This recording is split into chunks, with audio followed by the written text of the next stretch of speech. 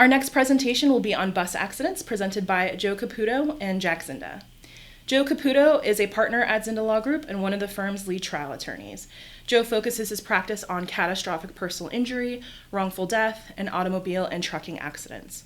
Joe has been recognized as a rising star by super lawyers and is a top 40 under 40 trial lawyer by the National Trial Lawyers Association.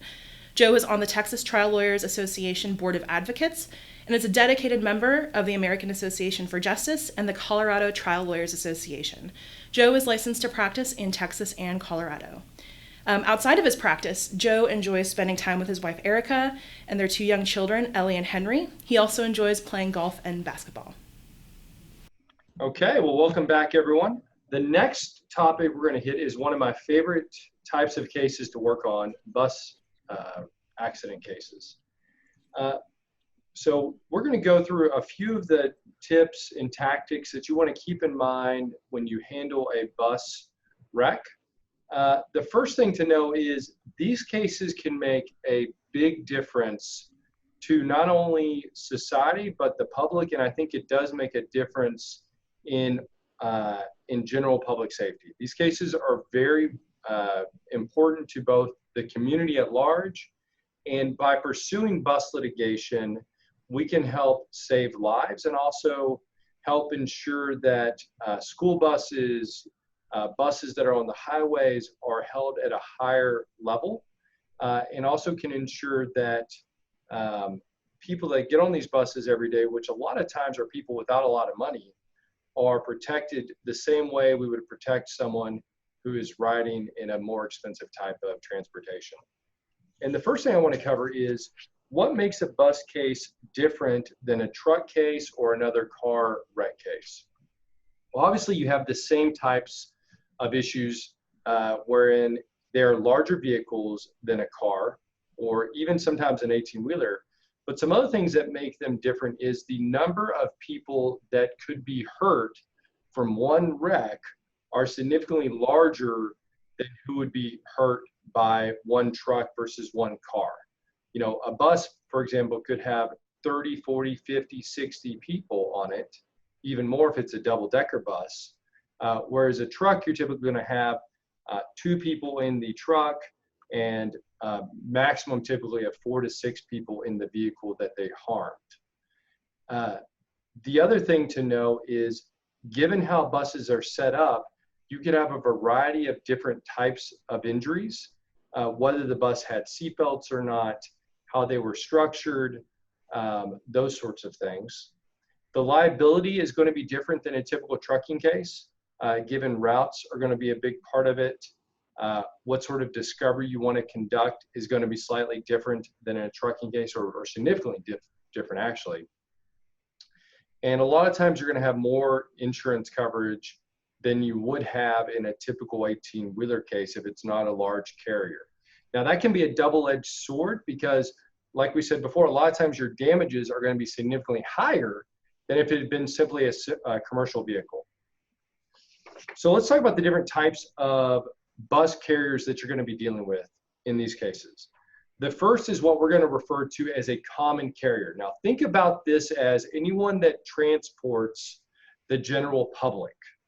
This will be things like you know, a bus that you would see on a bus route in a city. And they're required to allow someone transportation if they're able to pay the fee.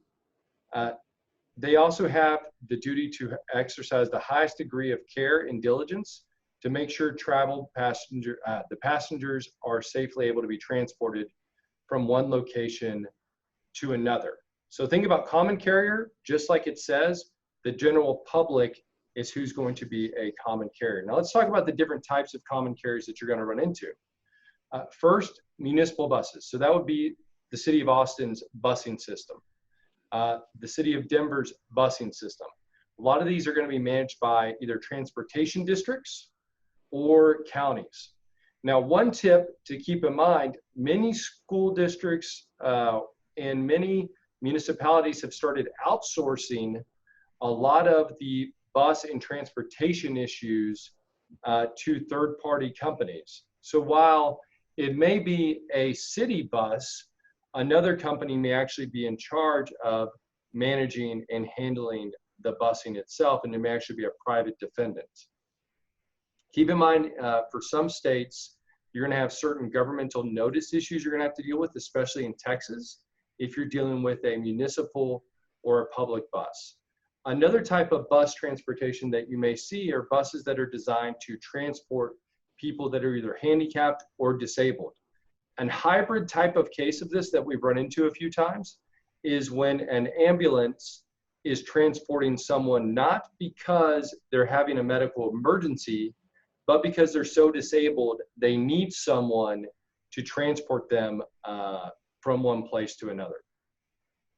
Airport and hotel buses are other types of common carriers that you're going to see. When you think of private line buses, things like Greyhound, you also have the double-deck buses that you see going down the highway, tour buses in various cities, and rideshare vehicles. Now, going over to private carriers, these are going to be slightly different. Think about this as someone hires the bus for a special purpose. So if I was going to contract a bus to transport my law firm from Austin to Dallas, that would be a private carrier. Their standard of care is significantly lower than a common carrier, which makes sense because there is a private contract where that company is being hired individually, opposed to a public carrier, which is open to the general public.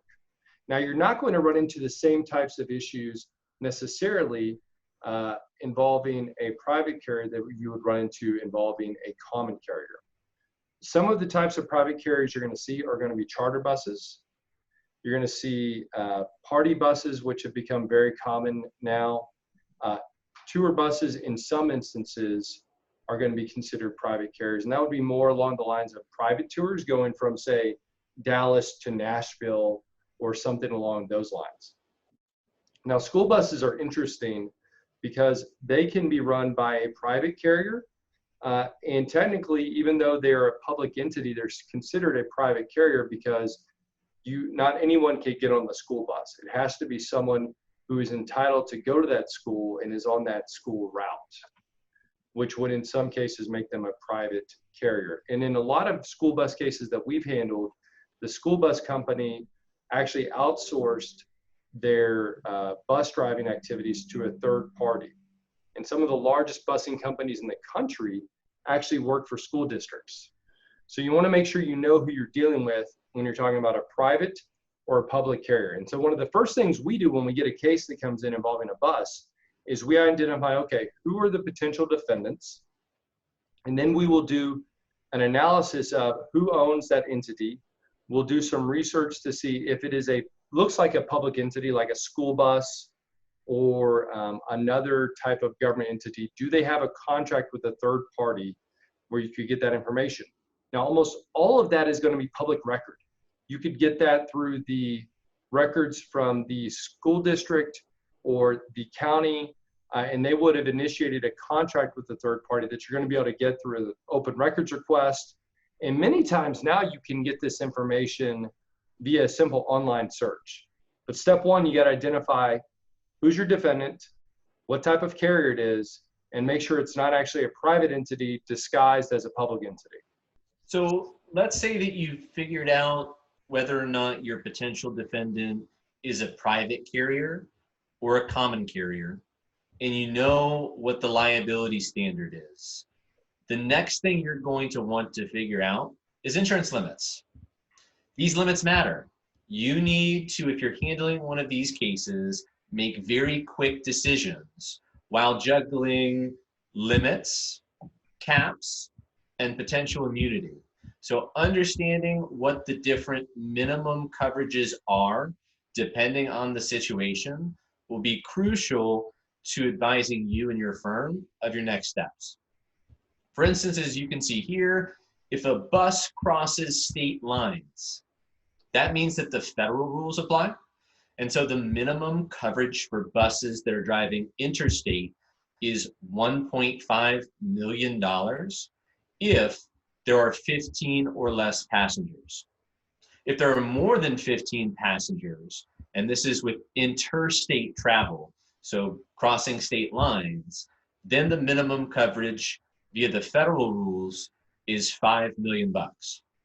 Now, $5 million sounds like a lot, but some of these buses are dealing with 30, 40 passengers at a time, and you have to figure out, depending on what state you're in, how to approach multiple potential claimants and one insurance policy. So that's something to be on the lookout for as well.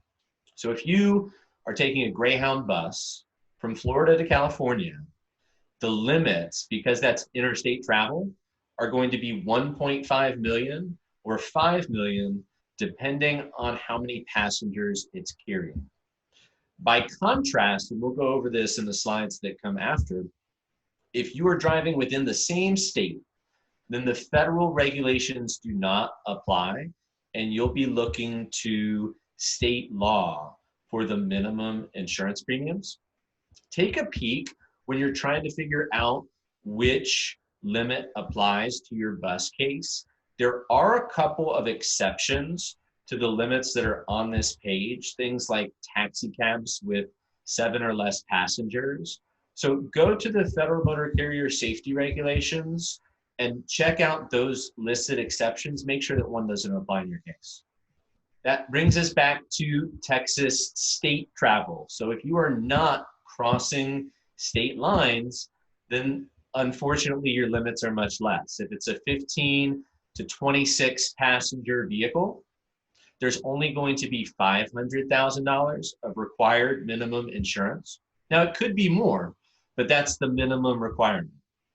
If there are 26 or more passengers, and this is intrastate travel, so just within Texas borders, then the limits are $5 million.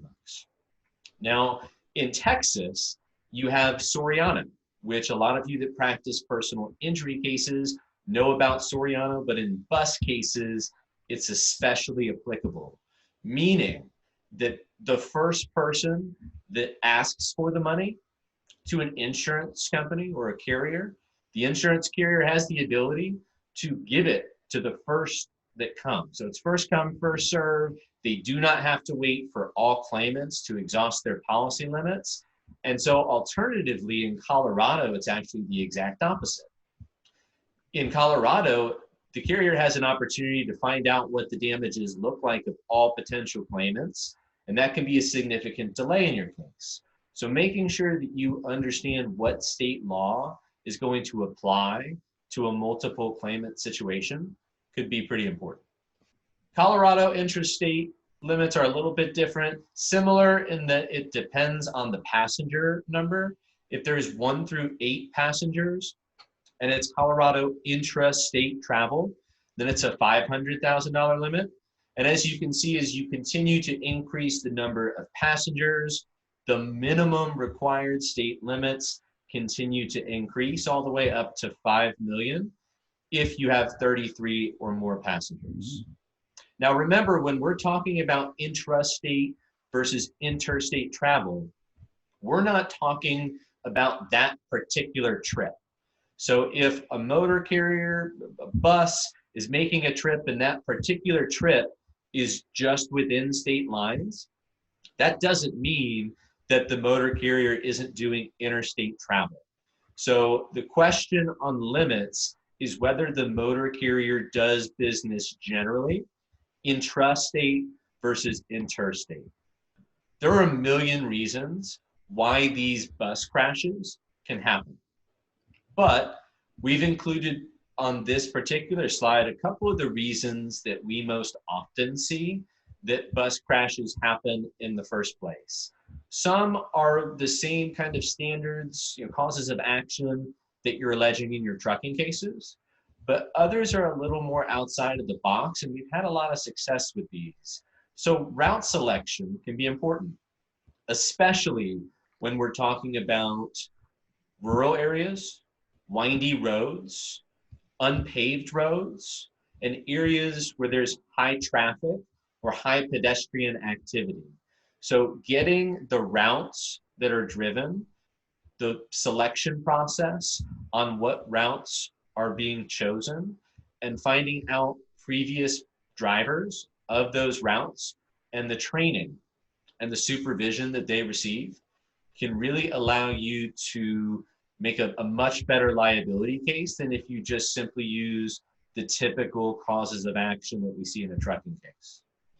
Also, driver fatigue plays a huge role in these bus cases. Let's find out if there's a sleep apnea medical condition that the driver has. Let's find out what their 24 hours looked like before this. Let's send a letter to the bus driver, a spoliation letter, individually, asking them to save credit card receipts so that we can find out more about their 24-hour period beforehand. If you do not ask the individual drivers to store and keep information that they may be the only ones that have access to it, then you are going to run into lots of problems down the line when you need it during the course of discovery. And just to add one quick point on that, Joe, that I just wanted to bring up now that you brought up the training aspect. I mean, I think we've seen that the amount of training that these drivers get is abysmal given the amount of risk that they're taking on the roadway, especially when it comes to school bus drivers. I was thinking of a case in particular where the training that a school bus driver got was essentially 1 day of oversight and then let out on the roadway with 33 kids. But I just wanted to point that out, that you need to really dive into each one of these areas and not assume that they were following these rules at the time you signed up the case. No, you're exactly right. And just to piggyback on that particular case that you were talking about, I think when they started the bus route, this particular driver was literally given a piece of paper with a pencil drawn map with X's where the stops were. And so he's finding out about the route. He's trying to read the half erased route, holding it up to the sun, trying to figure out where to go, because they're not sitting in with these drivers and providing them with maps ahead of time and guidance on how this is supposed to work, and making sure when they're transporting 33 kids that they're doing it in the safe way possible, right? Driver distraction is also a big thing. A lot of these buses have GPS and cameras inside. That's why it's very important to send that spoliation letter right away and make sure that not only do you recover that camera information, but download the GPS stuff as well. A lot of times on buses and trucks, the camera and the GPS are connected. So you may be able to get all of the information from one or the other. This is a particular case that Jack and I are working on in the Denver area. It's right next to CU Boulder. And there's a particular part of campus where there are these crosswalks that have flashing lights in a way that you wouldn't see in downtown Denver. But we have a client that was hit by what appeared to be a Metro bus. And one of the most important things that we were able to obtain, in addition to a download of the vehicle, is this camera, from a couple different angles, this camera footage of the crash. You see that I'm about to play here the driver's point of view, and you also see my client's point of view in terms of where she's coming from, what the driver is looking at. It's important for two reasons. The first reason is it allows us to come up with a lot more information about our liability case. But two, we get to see what the driver is doing in the seconds and instances right before the crash. This particular driver, this is his first day that he is not accompanied by someone else affiliated with the private entity that the Metro bus uses to do all of their transportation throughout the state. So, one of the things that we needed in this case is what happens if they stipulate to liability. If we don't have some basis for punitive damage or exemplary damage, we risk them being able to admit liability, us not get into the bad facts of the case that really help us out from kind of a case value standpoint, and we end up just trying the damages portion of the case. And so when I show you this video, take a look at the driver's eyes and what he's focused on. You see from the camera here, he's looking at a GPS device when he runs over our client in the middle of the crosswalk.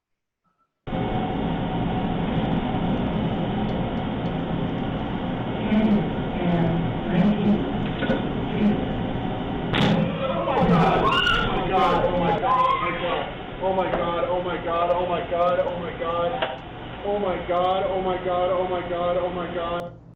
Now, without that video, we're not able to know exactly what the point of impact was. We're not able to figure out how long this driver saw the flashing lights before the crash. And we're definitely not able to show a jury that he was distracted looking at a GPS device because it was a route that he was unfamiliar with. So what are the relevant rules and regulations when you're dealing with a bus wreck case? Bus litigation, kind of like trucking litigation, is very rule oriented. The federal rules are going to apply to these buses, and you're going to want to look at the Code of Federal Regulations, parts 380 to 383. Those are going to be where most of your rules and regulations are with regards to not only bus driver conduct, but also the employer's requirements in terms of document retention, safety, and training. We cannot emphasize enough, it is imperative that you pull any sort of private contracts that these bus companies may have. You may think that you have an immunity issue or a cap issue that in disguise appears that way, but when you get to the bottom of it, you realize that you don't have any cap issues at all. It's not a governmental entity, even though it's a city bus. For instance, in that particular case where we just showed you the video, they hired a private entity who's actually the global leader in these types of transportation systems. And so that happens more often than not. An open record request to the city that always have those contracts can make sure that you're in the best position to understand key questions, right? Who's the employer? Who's the owner? And who hired, trained, and supervised the driver?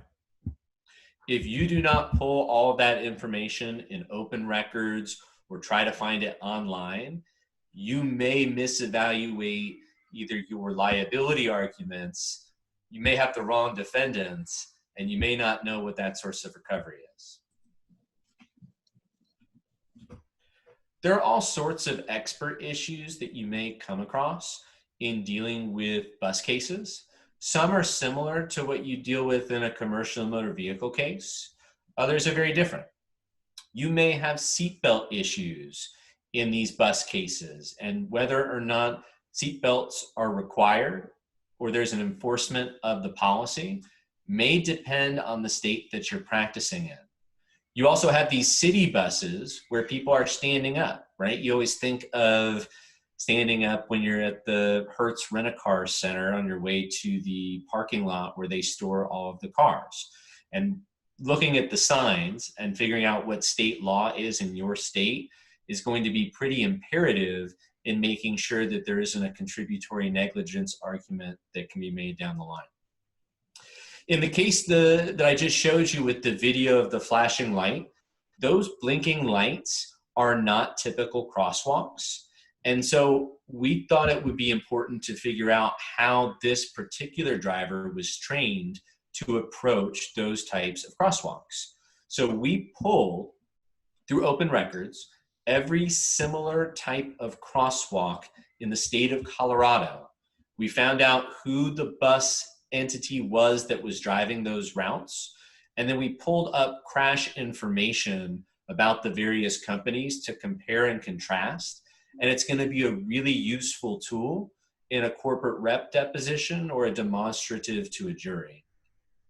You also have human factors experts that you can utilize. Not only do you want to find out about the delta V and the speed and the brakes with regards to how a crash occurred, But there are those factors like perception and reaction time that in a case like the one I showed you, let's find out how many seconds an average professional driver takes to perceive a hazard and react to it.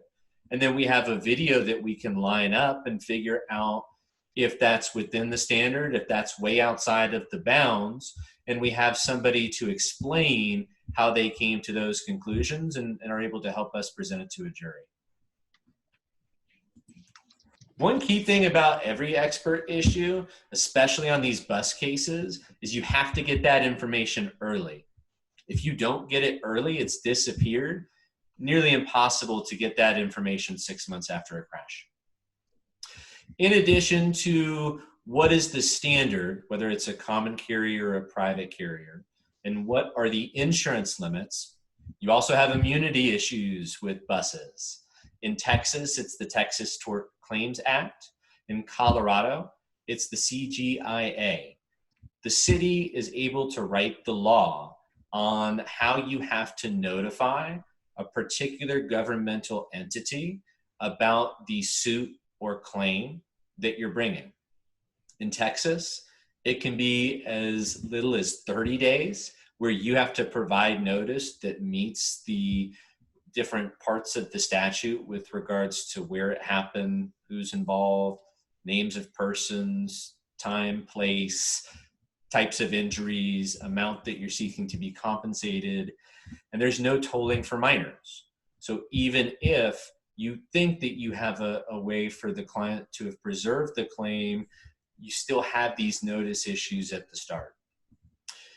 In Colorado, you have up to 182 days to give the notice, and you only have to file that notice with the AG's office. But as you can see in a couple of these other slides, it is important that you don't bar your claim because you didn't comport with the statute when it comes to the notice provision, or you didn't realize that you sent it to the wrong place.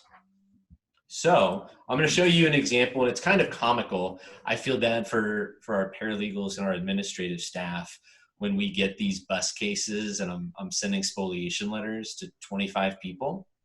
But there is no downside. I can think of zero downside other than the cost of mailing it. I can think of a lot of upside, which is not having that conversation with your malpractice carrier and your client about why you didn't give the appropriate notice when you've had the case since the day of the wreck. So when you look at the Texas notice requirement, it's the Texas Civil Practices and Remedies Code.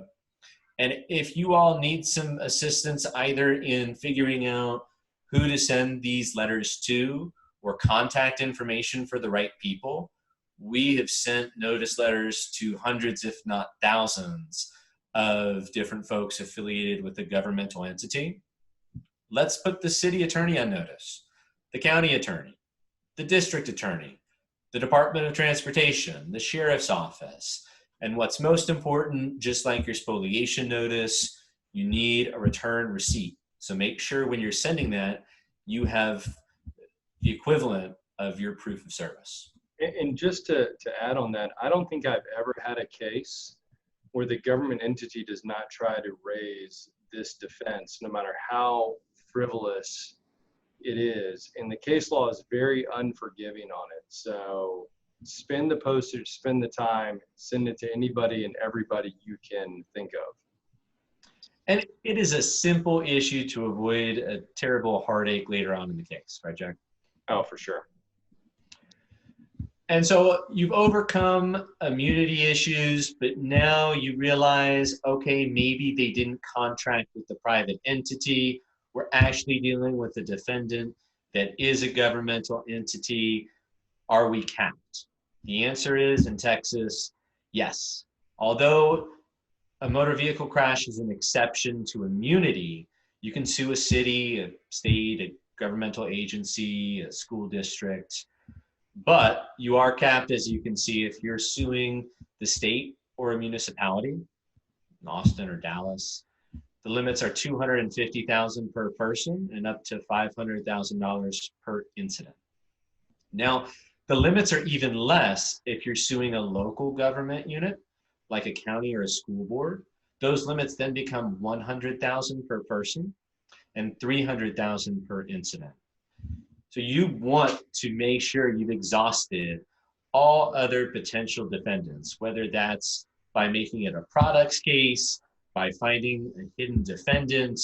These limits, if you're dealing with a governmental entity and obviously multiple claimants in most situations, it is going to be very difficult to allow our clients to be made whole. Another note, no punitive damages when you're suing a governmental entity, so something to be on the watch for.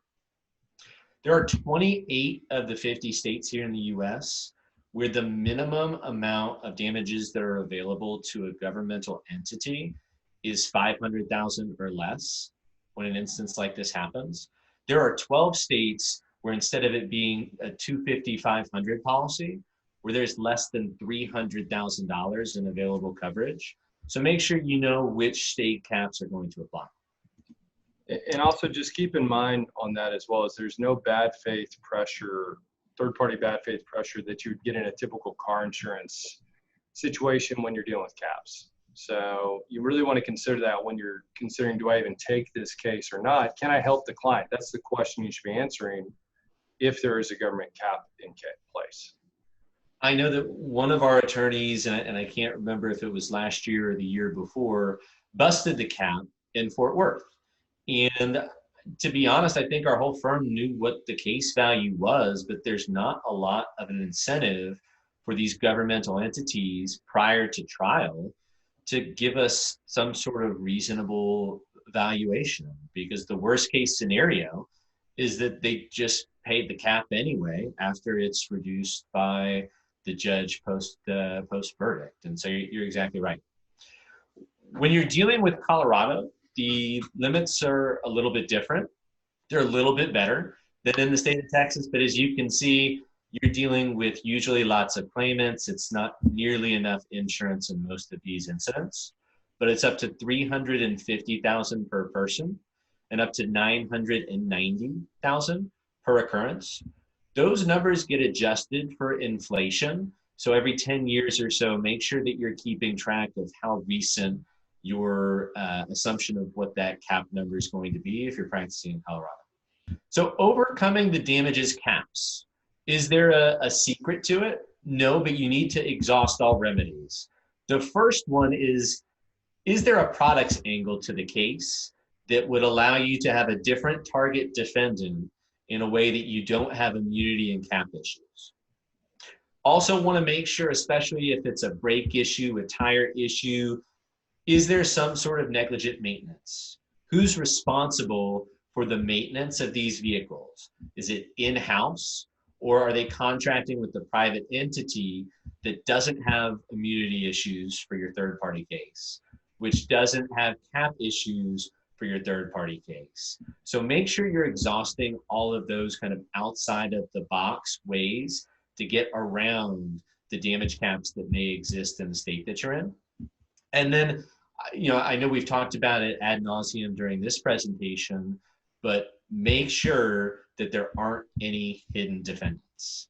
Hidden defendants get you past immunity and cap issues.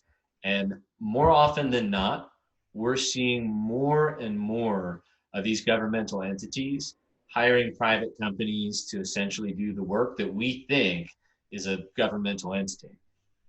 And also, they don't always come out and say it. They'll be wearing the uniform of the government entity, and they're actually an employee of a private contractor. So you really have to do your homework on that front and know who you're dealing with. And they're not just going to come out and tell you. No, you're exactly right. So when you're looking at what discovery tools and tips can I use to make sure that I'm making the best decisions for my client, you have to investigate early and make these tough calls. Not only because you have cap issues, but you have to challenge the evidence. The last two bus cases we have our inspection, and our expert tells us that there are cameras there. And so we send a spoliation letter, obviously, the day we're hired, to preserve all of the camera footage to make sure that we can use it in discovery. And the attorney that gets our spoliation letter says, hey, yeah, I'll just provide you, here's the 8 seconds of video. And we say, okay, the 8 seconds of video is great, but there's video going the whole time. Where's the rest of the video? And how does the video policy work? And when did you pull the video? And who has access to it? How does it work? And so they didn't want to produce to us the previous minute of footage or previous 2 minutes of footage. So don't just allow these insurance companies and bus companies to provide what they think you need, especially if you have reason to think it exists. Go make sure you dot your I's and cross your T's, request it, set up that motion to compel, hire experts that can talk about either the process or how it should be stored and methods that it would be deleted. And then have, a couple of tricks in your bag when they try to prevent you from getting to the bottom of things, right? Also, open records for contracts. I know that we talked about different ways that you can obtain that information. If you, let's say it's the city of Denver and it's a metro bus, even if you don't know who they're privately contracted with, get an open records request, send it to the city. They'll send you an acknowledgement and request all private contracts in the last 5 years.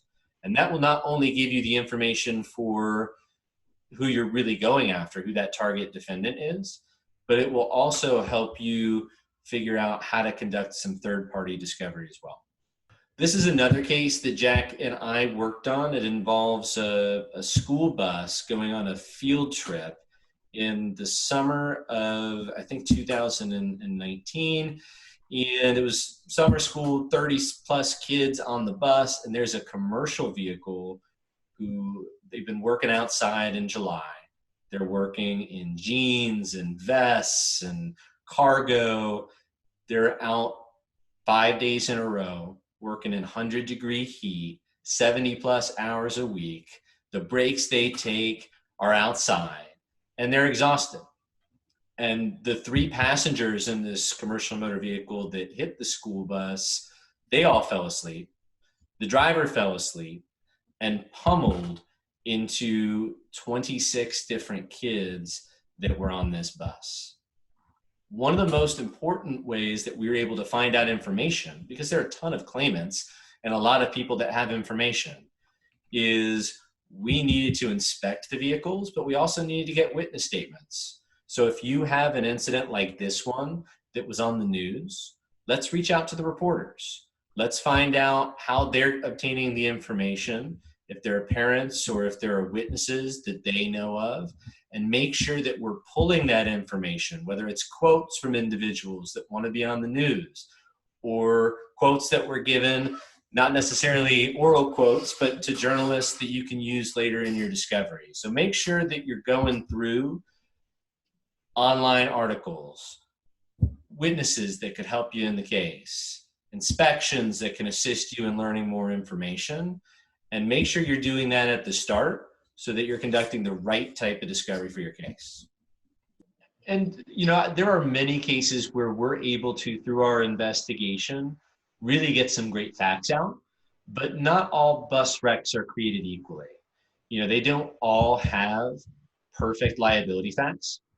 There was a case that we were handling in the Longview area, and it involved a school bus and a dirt bike going in opposite directions on a very narrow, unpaved roadway. And there were some fact disputes about what the points of impact were and where the incident actually occurred on the roadway. But our difficult facts are not only were we on a dirt bike, but we represented an unlicensed driver. And so as we took the case on and investigated the liability facts, we did uncover some really positive information for our case in terms of this school bus company's training and supervision. But in our case, in this instance, word choice was really important. And so we used focus groups to try to figure out what word choice we would want to use to describe our client's dirt bike and describe our unlicensed driver.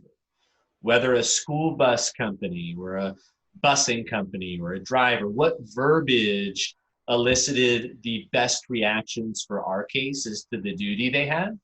And then in contrast, what ways we could describe some of the pitfalls in our case, while the word association that a potential juror would have would not be as harmful. So think of ways to inoculate your bad facts as you uncover them.